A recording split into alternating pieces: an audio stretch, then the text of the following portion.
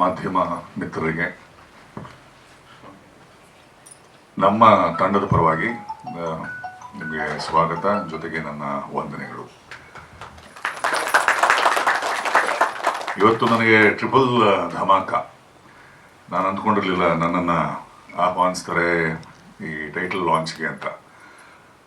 ಏನು ಟ್ರಿಪಲ್ ಧಮಾಕ ಅಂತಂದರೆ, ಮೊನ್ನೆ ನನ್ನ ಮನೆಗೆ ಬಂದು ಒಂದು ಪಾತ್ರ ಮಾಡಬೇಕು ಅಂತ ಗೌರೀಶ್ ಅವರು ಹೇಳಿ ಒಪ್ಪಿಸಿ ಬಂದಿದ್ದರು. ಆದರೆ ಲಾಂಚ್ಗೆ ಅದರಲ್ಲಿ ಪಾತ್ರ ಮಾಡ್ತಿರೋ ವ್ಯಕ್ತಿನೇ ಬರಬೇಕು ಅಂತಂದಾಗ ಒಂದು ಸ್ವಲ್ಪ ನನಗೂ ಸಂಕೋಚ ಮುಜುಗರ ಆಯಿತು. ಆದರೂ ಒಂದು ಪ್ರೀತಿ ಗೌರೀಶ್ ಮತ್ತು ಅವರ ತಂಡದ ಮೇಲೆ. ಸೊ ಹಾಗಾಗಿ ಎರಡನೇದೇನಪ್ಪ ಅಂತಂದರೆ ಲಾಂಚ್ ಕೂಡ, ಟೈಟಲ್ ಲಾಂಚ್ ಏನಿದೆ ಅದನ್ನು ಕೂಡ ನನ್ನ ಹತ್ರ ಮಾಡಿಸಿದ್ದಾರೆ. ಇಷ್ಟಕ್ಕೆ ಮುಗೀತು ಅಂತ ಅಂದ್ಕೋತಾ ಇರಬೇಕಾದ್ರೆ ಸನ್ಮಾನನೂ ಮಾಡಿಬಿಟ್ರು. ಸೊ ಹಾಗಾಗಿ ಇದು 3 ನನಗೆ ಟ್ರಿಪಲ್ ಧಮಾಕ ಅಂತ ಹೇಳಿದ್ರೆ ತಪ್ಪೇನಿಲ್ಲ. ಹಳ್ಳಿ ಹೈಕ್ಲು ಇವತ್ತು ಟೈಟಲ್ ಲಾಂಚ್ ಆಗಿದೆ. ನಮ್ಮ ಗೌರೀಶ ಅವರ ಚೊಚ್ಚಲ ನಿರ್ದೇಶನದ ಚಿತ್ರ. ಬಹಳ ರಾ ಅಂಡ್ ರಸ್ಟಿಕ್ ಆಗಿರುವಂತಹ ಹಳ್ಳಿಯ ಸೊಗಡಿನ ಒಂದು ಶೀರ್ಷಿಕೆಯನ್ನ ಮಧ್ಯ ಓಡಾಡಬೇಡಿ ಕೊಟ್ಟಿದ್ದಾರೆ, ಹಳ್ಳಿ ಹೈಕ್ಲು ಅಂತ. ಬಹಳ ಖುಷಿ ಆಯಿತು. ಏನೋ ಒಂದು ನಮ್ಮ ನೆಲದ ಕಥೆ, ಹಳ್ಳಿ ಕಥೆ, ಹಳ್ಳಿಯ ಹುಡುಗರ ಕತೆ, ಅವರ ಅಡ್ವೆಂಚರ್ಸ್ ಒಂದಷ್ಟು ಏನು ಇನ್ನೂ ನಾನು ಭಾಳ ಒಂದು ಎಳೆಯನ್ನು ಕೇಳಿದ್ದೇನೆ. ಬಟ್ ಸಂಪೂರ್ಣವಾಗಿ ನಾವು ಚಿತ್ರೀಕರಣದಲ್ಲಿ ತೊಡಗಿಸ್ಕೊಂಡ್ಮೇಲೆ ಅಥವಾ ನಮ್ಮ ಗೌರೀಶ್ ಅವರೇ ಆ ಕಥೆಯ ಸಂಬಂಧವಾಗಿ ಹೇಳ್ತಾರೆ. ಭಾಳ ಖುಷಿಯಾಗುತ್ತೆ. ಯಾಕೆ ಅಂತಂದರೆ ಒಂದಷ್ಟು ದೊಡ್ಡ ಜವಾಬ್ದಾರಿಯನ್ನು ವಹಿಸ್ಕೊಂಡಿದ್ದಾರೆ. Is just not a director, but ಒಬ್ಬ ನಿರ್ಮಾಪಕನಾಗಿ, ಸಂಭಾಷಣೆಕಾರನಾಗಿ ಇಲ್ಲಿ ಕಾಣ್ತಾ ಇದೆ. Screenplay, dialogue, direction, producer ಎಲ್ಲವೂ ಅವರೇ ಆಗಿದ್ದಾರೆ. ಈಗಾಗಲೇ ಸಾಕಷ್ಟು ಚಿತ್ರರಂಗದಲ್ಲಿ ಅನುಭವನ ಪಡ್ಕೊಂಡಿದ್ದಾರೆ. ಸಹ ನಿರ್ದೇಶಕರಾಗಿ ಸಾಕಷ್ಟು ಹೆಸರಾಂತ ನಿರ್ದೇಶಕರ ಕೈಯಲ್ಲಿ ಕೆಲಸ ಮಾಡಿದ್ದೀನಿ ಅಂತ ನನ್ನ ಹತ್ರ ಹೇಳಿದ್ರು. ನಾನು ಈಗ ಅವ್ರ ಜೊತೆಯಲ್ಲಿ ಮೊಟ್ಟ ಮೊದಲನೇ ಬಾರಿಗೆ, ಈ ಹಿಂದೆ ನಾನು ಕೆಲಸ ಮಾಡಿಲ್ಲ. ಸೊ ಅವರ ಹುಮ್ಮಸ್ಸು, ಉತ್ಸಾಹ ಎಲ್ಲ ನೋಡಿದಾಗ, ಅಥವಾ ಅವರ ಜೊತೆಯಲ್ಲಿನ ಒಂದು ಟೀಮನ್ನು ನೋಡಿದಾಗ ಬಹಳ ಉತ್ಸಾಹಭರಿತ ಒಂದು ತಂಡ ಅಂತ ಅನ್ನಿಸ್ತಾ ಇದೆ. ನಾನು ಬಹಳ ಉತ್ಸುಕನಾಗಿದ್ದೇನೆ, ಕಾಯ್ತಾ ಇದ್ದೇನೆ. 27ರಿಂದ ನನ್ನ ಭಾಗದ ಚಿತ್ರೀಕರಣ ಶುರು ಆಗ್ತಾ ಇದೆ ಅಲ್ವಾ ಗೌರೀಶ್ ಅವರೇ? ಸೊ ಆಲ್ ದಿ ಬೆಸ್ಟ್ ಹೇಳ್ತೀನಿ. ಹಳ್ಳಿ ಹೈಕ್ಲು ಈ ಟೈಟಲ್ಗೆ, ಈ ಟೈಟಲನ್ನು ಇಟ್ಕೊಂಡು ಹೊರಟಿರೋ ಈ ಯುವ ತಂಡಕ್ಕೆ ನಿಮ್ಮೆಲ್ಲರ ಪ್ರೀತಿ ಇರಲಿ ಈ ತಂಡದ ಮೇಲೆ ಅಂತ. ಜೊತೆಗೆ ಇಂಥ ಸಂಕಷ್ಟದ ಕಾಲದಲ್ಲೂ, ಸಂಕಷ್ಟದ ಕಾಲ ನಿಮ್ಗೆಲ್ರಿಗೂ ಗೊತ್ತಿದೆ ಏನು ಅಂತ. ಚಿತ್ರಮಂದಿರಗಳಿಗೆ ಜನ ಕಡಿಮೆ ಆಗಿದ್ದಾರೋ ಅಥವಾ ಏನೋ ಗೊತ್ತಿಲ್ಲ, ಅಥವಾ ಯುವ ನಿರ್ದೇಶಕ ನಿರ್ಮಾಪಕರ ಸಿನಿಮಾಗಳಿಗೆ ಬರ್ತಾ ಇಲ್ವೋ ಏನೋ ಇದೆ. ಆದರೆ ಬಹಳ ಉತ್ಸಾಹ ಇಟ್ಕೊಂಡಿರುವಂಥ, ಬಹಳ ಆಸೆ ಕನಸುಗಳನ್ನು ಇಟ್ಕೊಂಡಿರುವಂಥ ಯುವ ಪ್ರತಿಭೆಗಳು ಇವತ್ತಿಗೂ ಸಿನಿಮಾ ಮಾಡಬೇಕು ಅಂತ ಆಸೆ ಕಟ್ಕೊಂಡು, ತಂಡಗಳನ್ನು ಕಟ್ಕೊಂಡು, ಅದಕ್ಕೆ ಹಣವನ್ನು ಎಲ್ಲಿಂದನೋ ಹೊಂಚಿ ತಂದು ಅಥವಾ ತಾವೇ ಅದಕ್ಕೆ ಇನ್ವೆಸ್ಟ್ ಮಾಡಿ ಎಲ್ಲ ಮಾಡ್ತಾ ಇದ್ದಾರೆ.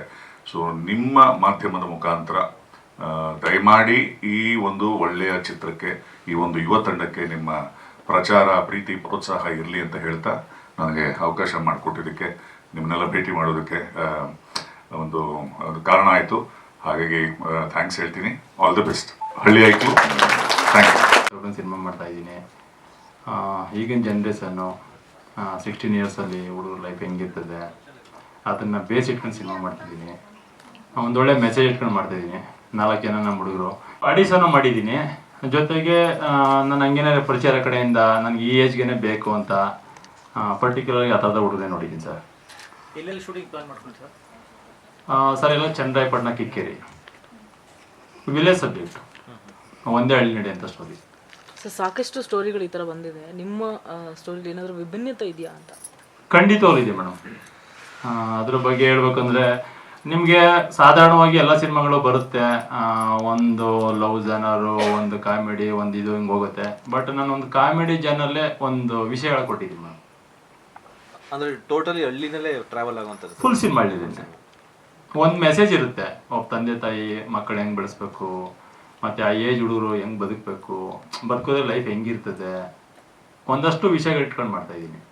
ಅಂದರೆ ಹಳ್ಳಿ ಸೊಗಡು ಬಿಟ್ಟು ಎಲ್ಲೋ ಹೋಗಲ್ಲ ಹೊರಗಡೆಗೆ. ಇದು ಹೆಂಗೆ ಸರ್, ಕಾಲ್ಪನಿಕವಾಗಿ ನೀವು ಇದು ಮಾಡ್ತಿರೋದಾ ಅಥವಾ ಏನಾದರೂ ನಡೆದಿರೋ ಇನ್ಸಿಡೆಂಟ್ ಇಟ್ಕೊಂಡು ಏನಾದರೂ ಹೇಳಕ್ಕೆ ಹೊರಟಿದ್ದೀರಾ? ಇಲ್ಲ, ಕಾಲ್ಪನಿಕವಾಗಿನೇ. ನಂದು ಜರ್ನಿ ನಾವು ಹಳ್ಳಿಯಿಂದ ಬಂದಲ್ವ, ಹಂಗಾಗಿ ಹಳ್ಳಿಲಿ ನಾವು ಕಣ್ಮುಂದೆ ತುಂಬ ಘಟನೆಗಳು ನೋಡಿರ್ತೀವಿ, ಆ ಲೈಫ್ಗಳು ಹುಡುಗರುಗಳದ್ದು.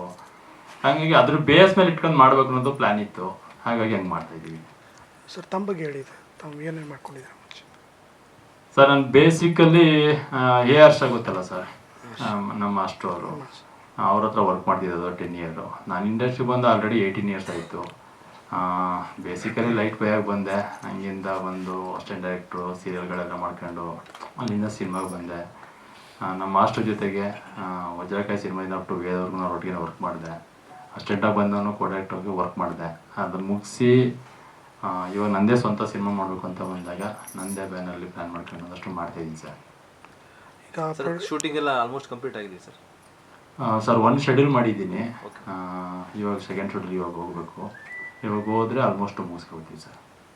ಯಾವಾಗ ಪ್ಲಾನ್ ಇದೆ ಸರ್, ಅಂದರೆ ಯಾವಾಗ ಬರ್ಬೋದು ಪ್ರೇಕ್ಷಕರ ಮುಂದೆ? ನನ್ನ ಪ್ರಕಾರ ನಾನು ಅನ್ಕೊಂಡ್ರಂಗಾದರೆ ಡಿಸೆಂಬರ್ ಎಂಡಿಂಗ್ ಬರ್ತೀವಿ ಸರ್. ಸಿನಿಮಾದಲ್ಲಿ ಪ್ಲೇ ಮಾಡ್ತಿಲ್ಲ ಸರ್, ಪ್ರತಿಯೊಂದು ಕ್ಯಾರೆಕ್ಟರ್ಗಳ ಥರ ಪ್ಲೇ ಮಾಡ್ತಿಲ್ಲ.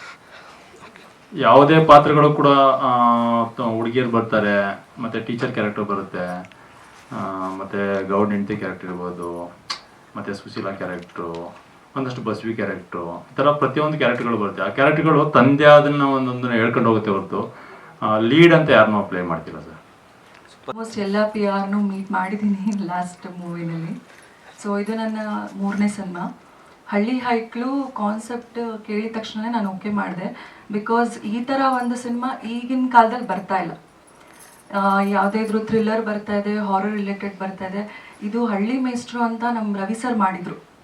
ಈಗ ಅದೇ ಥರ ಒಂದು ಕಾನ್ಸೆಪ್ಟ್ ಇಟ್ಕೊಂಡು ತಂದೆ ತಾಯಿ ಸೆಂಟಿಮೆಂಟ್ ಇರ್ಬೋದು, ಆ್ಯಂಡ್ ಈಗಿನ ಕಾಲದ ಮಕ್ಕಳನ್ನ ಹೇಗೆ ಬೆಳೆಸಬೇಕು, ಎಲ್ಲಿ ಕೈ ಬಿಟ್ಟರೆ ಹೇಗಾಗ್ತಾರೆ, ಇದನ್ನೆಲ್ಲ ಇಟ್ಕೊಂಡು ಒಂದು ಲಾಂಗ್ ಥಾಟ್ಸ್ನ ಇಟ್ಕೊಂಡು ನಮ್ಮ ಡೈರೆಕ್ಟರಿಗೆ ಈ ಸಿನಿಮಾನ ಮಾಡ್ತಾ ಇದ್ದಾರೆ.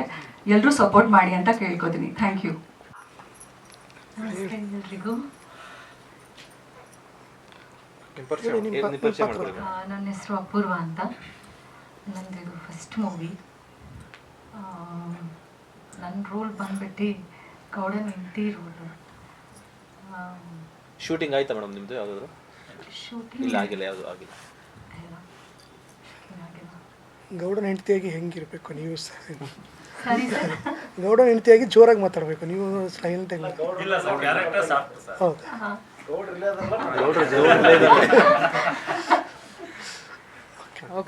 ನಂದು ಪರಿಚಯ ಆಲ್ರೆಡಿ ನಿಮಗೆಲ್ಲ ಇದ್ದೇ ಇರುತ್ತದೆ. ನನ್ನ ಹೆಸರು ಬಂದು ದೇವು ಅಂತ. ನಮ್ಮ ಸಿನಿಮಾ ಲ್ಯಾಂಡಲ್ಲಿ ದೇವು ಗ್ಯಾಂಗ್ ಅಂದ್ರೆ ರಿಜಿಸ್ಟರ್ ಆಗಿರೋದು. ಸೊ ನಾನು ಈ ಮೂವಿಲಿ ಬಿಲ್ಡಪ್ ಬಾಬು ಅಂತ ಒಂದು ಕ್ಯಾರೆಕ್ಟರ್ ಮಾಡ್ತಾ ಇದ್ದೀನಿ. ಸೊ ಇದರಲ್ಲಿ ಪಾಸಿಟಿವ್ ನೆಗೆಟಿವ್ ನಿಮಗೆ? Sir comedy piece sir. Comedy actually villain ಆಗ್ಬೇಕಂತ ಬಂದು ನಾನು ಕಾಮಿಡಿ ಪೀಸ್ ಮಾಡಿದ್ದಾರೆ. ಆ್ಯಕ್ಚುಲಿ ಸುಮಾರು ವಿಲನ್ ಪಾತ್ರಗಳು ಮಾಡಿದ್ದೀರಿ ನೀವು. ಹೌದು. ಯಾಕಂದರೆ ನಿಮ್ಮ ನೋಡ್ತಾ ಇರೋದು ವಿಲನ್ ಇದರಲ್ಲಿ. ಹೌದು. ಸೊ ಇದರಲ್ಲಿ ಯಾವ ರೀತಿ ನೋಡ್ಬೋದು ಅಂತ, ಅಂದರೆ ವಿಲನ್ ಕಮ್ ಕಾಮಿಡಿನಾ ಯಾವ ಥರ? ವಿಲನ್ ಕಮ್ ಕಾಮಿಡಿ ಅಲ್ಲ, ಓನ್ಲಿ ಕಾಮಿಡಿ, ಫನ್ ಎಲ್ಲ ಫುಲ್. ಅದೇ ಊರಲ್ಲಿ ಇರ್ತಾರಲ್ಲ ಒಬ್ರು, ಕಂಡರ ದುಡ್ಡಲ್ಲಿ ಬ್ರಿಟಿಷ್ ಹೋಗಿ ಮಾಡ್ಕೊಂಡು ಆ ಥರ ಒಂದು ಕ್ಯಾರೆಕ್ಟರ್. ಯಾರೇ ಮಾಡಿದ್ರು ನಾನೇ ಮಾಡಿದೆ ಅಂತ ಬಿಲ್ಡಪ್ ಕೊಡ್ಕೊಂಡು ಓಡಾಡೋದು. ನಮಸ್ಕಾರ, ನನ್ನ ಹೆಸರು ಪ್ರಕಾಶ್ ಅಂತ. ನನ್ನ ಕ್ಯಾರೆಕ್ಟರ್ ಬಂದು member character. But member character ಅಂದರೆ ಬಟ್ ಊರಲ್ಲಿ ಏನು ನಡೀತಿದ್ರೂ ನಾನು ಅದನ್ನು ಜಾತಿ ಸುಳ್ಳು ಹೇಳ್ಕೊಡೋದು, ಹಚ್ಚಿಕೊಡೋ ಕೆಲಸ ಗೊತ್ತಲ್ಲ, ಇದು ನೆಗೆಟಿವ್ ಹೇಳ್ಕೊಡೋಕೆ ಕ್ಯಾರೆಕ್ಟರ್ ನಾನು ಮಾಡ್ತಾಯಿದ್ದೀನಿ. ಗೌಡ್ರಿಗೆ ಎತ್ಕಟ್ಟೋದು. ಗೌಡ್ರಿಗೆ ಎತ್ಕೊಟ್ಟೋದು, ಅವ್ರನ್ನೆಲ್ಲ ಒಟ್ಟಿನಲ್ಲಿ ಚಾಡಿ ಹೇಳೋ ಕೆಲಸ ಮಾಡ್ಕೊಡೋದು ಅಂತ ಅದೇ ಕ್ಯಾರೆಕ್ಟರ್ ನಾನು ಮಾಡ್ತಾಯಿದ್ದೀನಿ. Thank you. ನಾನು ಆ್ಯಕ್ಚುಲಿ ಮೂವಿ ಮಾಡಬೇಕಂತ ಬಂದಿರಲಿಲ್ಲ. ನಮ್ಮ ಟೀಮ್ ಅಂತೇಳಿ ನಮಗೆ ಯಾವತ್ತು ಬಿಡಲಿಲ್ಲ. ಹಾಗೆ ಜಸ್ಟ್ ಒಂದು ಸಣ್ಣ ರೋಲ್ ಮಾಡಿ ಅಂತೇಳಿ ಹೇಳಿದರು. ಈಗ ಸಣ್ಣ ರೋಲ್ ಕಾಣಬೇಕಂತ ಅಷ್ಟೇ ಆಸೆ ಆಗೋಸ್ಕರ ಟೀಮ್ಗೋಸ್ಕರ ಬಂದಿರೋದು ಅಷ್ಟೇ. ಅವರಿಗೆ ಕನ್ನಡ ಹೇಳ್ತೀನಿ. ಶರತ್ ಲೈಸ್ ಅವ್ರಿಗೆ ಬಂದಿದ್ದಕ್ಕೆ ಅವ್ರಿಗೆ ಧನ್ಯವಾದಗಳು. ನಮ್ಮದು ಪ್ರಾಪರ್ ದಾವಣಗೆರೆ. ನಾವು ಪ್ರಕಾಶ್ ಅಣ್ಣ ಫ್ರೆಂಡ್, ಅವರಿಂದ ಫ್ರೆಂಡಾಗಿ ಬಂದ್ವಿ. 1983 ಫಿಲಮ್ ಟೇಕಸ್ ಮಾಡಿದ್ವಿ ನಾವು. ಉದಯ್ ಕುಮಾರ್ ಸರ್ ಬಂದು ಓಪನಿಂಗ್ ಮಾಡಿದ್ರು ನಮ್ಮ ಹಳ್ಳಿಯಲ್ಲಿ. ನಾವು ಆ್ಯಕ್ಟಿಂಗ್ ಮಾಡಿದ ಪರದೆ ಮೇಲೆ ತೋರಿಸ್ತಿದ್ವಿ. ಅದನ್ನು ಪರದೆ ಮೇಲೆ ಬರಬೇಕು ನಮ್ಮ ಮಕ್ಕಳು ಅಂತ ಒಂದು ಚಾನ್ಸ್ ಕೇಳ್ಕೊಂಡು ಬಂದ್ವಿ. ಅದರಿಂದ ಹಂಗೆ ಫ್ರೆಂಡ್ಶಿಪ್ ಆಯಿತು. ಅವರಿಗೆ ಗೌರೀಶ್ ಅವರಿಗೆ ಬ್ಯಾಕ್ ಸಪೋರ್ಟ್ ಆಗಿರ್ಬೇಕು ಅಂತ ಎಲ್ಲ ಥರದಲ್ಲೂ ನಾವು ಇದ್ದು ಸ್ವಲ್ಪ ಸಪೋರ್ಟ್ ಮಾಡ್ತಾಯಿದ್ವಿ.